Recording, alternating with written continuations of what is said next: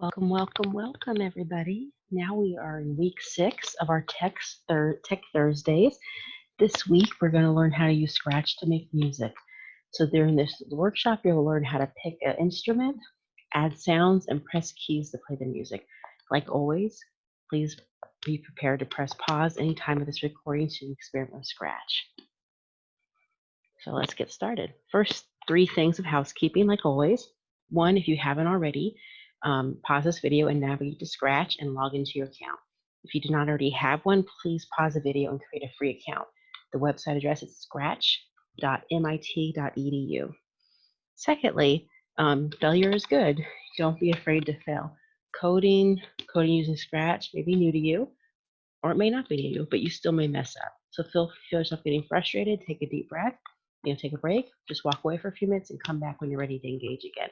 Just know that learning how to fix these mistakes is called debugging, and that's a useful skill to have for coding, really for anything, learning what went wrong. And then 3, want you to have fun. I mentioned all that frustration. I don't want you to feel frustrated. I want you to have fun. So think of this as a fun event, fun adventure. You're learning how to do something.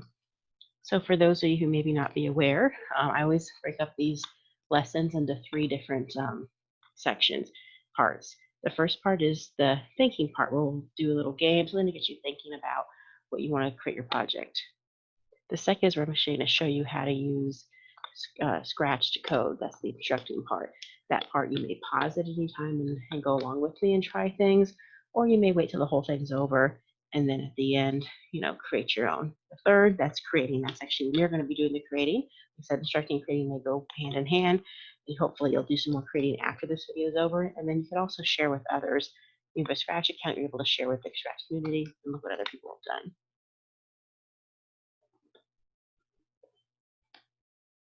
So let me actually show you, before I get too much into this, I actually created a little tutorial. I did a little music thing myself. I want to show you what I did here.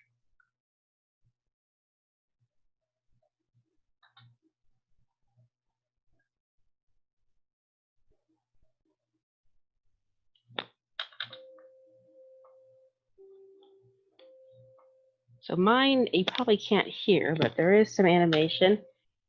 And I have it when I'm clicking the space bar, the animation and the music starts. Let me click it again and see if you can hear anything. So something like that. It's very simple. Hopefully you can get something maybe a little more advanced than that eventually. But so it could be something very simple like that.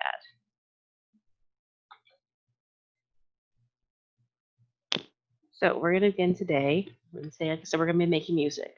So let's start by playing a little game. If you're watching this with others, please be able to take turns.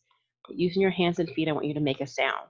You could clap your hands, you could stomp your feet, maybe tap a table that's in front of you, anything to make a sound. If you want to get really creative, maybe take an empty cup or something empty, maybe tap on that. If you want to use an object. Make a beat. It can be one that you've heard before and be one of your making. If there are others with you, maybe tap out a beat and then let them try to replicate it or try to play together. So different sounds, different things you can use for instruments, and there's different sounds that they will make.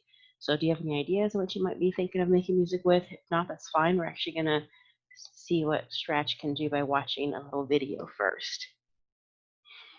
So now, I mentioned before, if you've watched these before, all these tutorials that I show you are actually through Scratch. So once you sign in, if you go to ideas, you have a bunch of different project ideas you can do.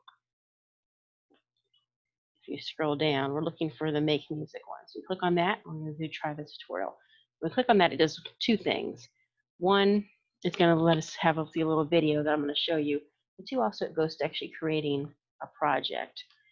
So it'll start creating a new project for you, where we'll start doing the background, choosing the sprites, adding the sound, and all that.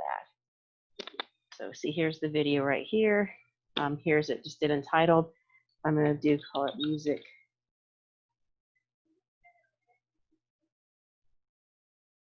Just call it music.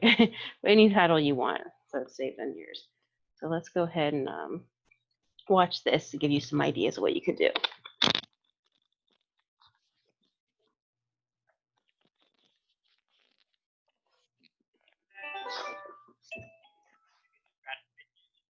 create a song, make a beat, or anything else you can imagine. To get started, pick a sprite. I'll pick the saxophone. Now let's make it interactive. I'll make the saxophone play a sound when I click it.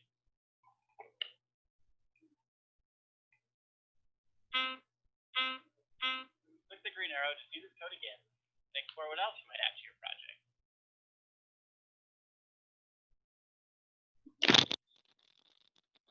Okay, so see, that was a quick video, and you can click the arrow. It will go line by, it will go, spot by spot. So you're creating this route, picking the instrument, choosing, and also can show you more what to do if you click the arrow over and keep watching it, certain things you can do. So let's go back to the training and see what my first step is.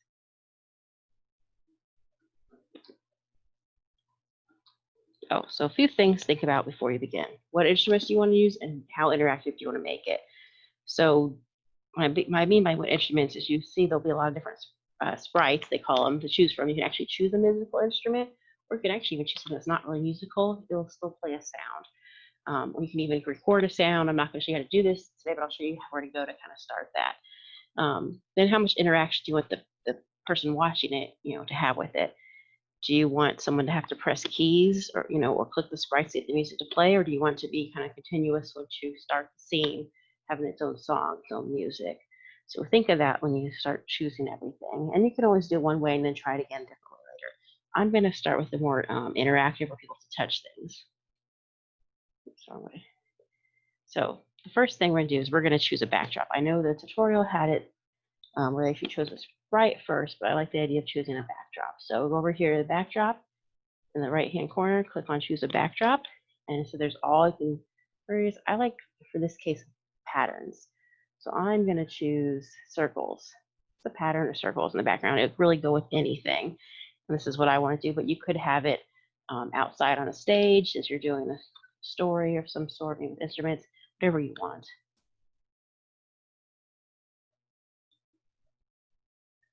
Next step is we're actually going to choose a sprite. In this case, I'm going to, since we're doing music, the traditional way to go would be to do one that's a musical instrument. I'm going to show that for this, but of course you can always try other things as well. So choose sprites, this one right here, not just a little bit over to the left from the background, and you click the little search thing here. Now I might type in, I'm actually type in music. If that gets me anything. Bunch of different examples here, what it could possibly be. So you could search for something, or you could scroll and look through all of them. I think I am going to actually do a microphone. And you could choose more than one if you like. Ideally, you're going to eventually probably choose multiple ones, but I want to start with just one so you get the idea of the editing. So third step was we're actually going to make our sprite make a sound. So we have to go back to our here where we're sprite. You can move it where you want to have it start. And so in events, we're going to make this more interactive. So I'm going to choose the one with the space keys pressed. You can change that to any other key, like we'll just go ahead and do space. One, I just have to remember it's the space key. And then we're in this pinkish kind of purple, the sound one. We're going to have it start sound or play sound. And it's going to have this wub B-box one, but you can see you can change it to a bunch of different stuff. So what I would do is click on it and see if you like the sound. And you could try different ones.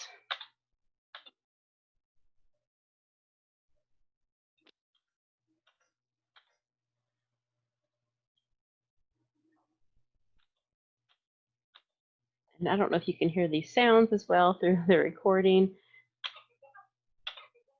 but there are different sounds. So you'll choose whatever one you think works best for you. And this is where if you had multiple instruments, you can maybe have them play multiple sounds, or you can have different keys, have them play different sounds. That'd be some way to make it more complicated. So right now I have the space bar is going to play this scratch beatbox sound, but I could have this same sprite play a different sound when I press a different key. So like if I want it to be the up arrow, and let's just say I liked a different sound, we can have it play that when I do the up arrow. So then I can have it do different sounds. So that'd be one way to do that. And you can get more complicated with different instruments and stuff as we go along. So let's go to the next step. Now we're going to make it play a rhythm. So this is going to make it play something longer than one note. I'm going to go ahead and delete that because I want to just have one rhythm together. So we go to the control button here, and we're going to add this wait 1 second. And you can also change as to how long in between you want it to be. So if you want it longer, you can do that. If you want it shorter, you can even do, well, that's a little too, that might be too short. But like even if you want a half a second or something, you can do shorter. Next, we go to sound. We're going to choose a different sound. So in this case, I could do the different sound if I want. And you could see how that goes by testing it. Then we could go back to the control again, have it wait another amount of time. This time maybe I want it to have 1 second. And do that. And then the sound, same thing, play a different sound and change the one you want here.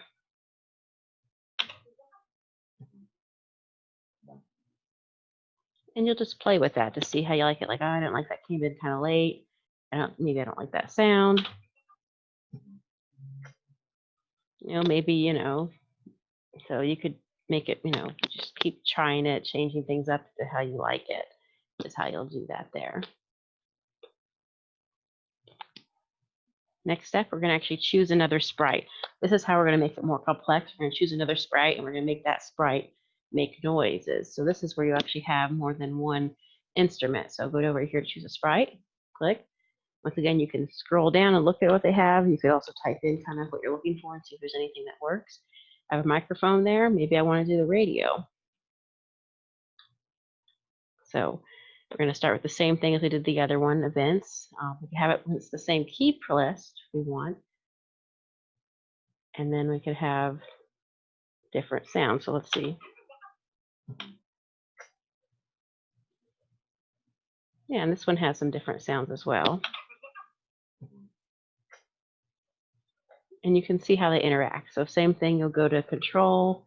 You can have it wait. Maybe this one I want 1 whole second instead of half a second. I have a little bit of a gap, and then maybe I want a different sound. And you just test as it goes along and see how they work with each other and just change things as you want.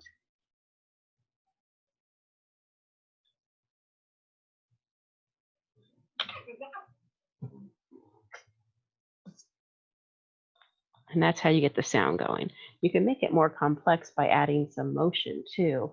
If you notice, my costumes of my sprites actually had some different looks. Like this one has that, and it has that with some music coming out of it. So if I wanted to, I could change the look of it, have it switch its costume partway through. You see, and it looks like it's now playing music. And I can do the same thing with the microphone if I want. You can switch the microphone to the costume.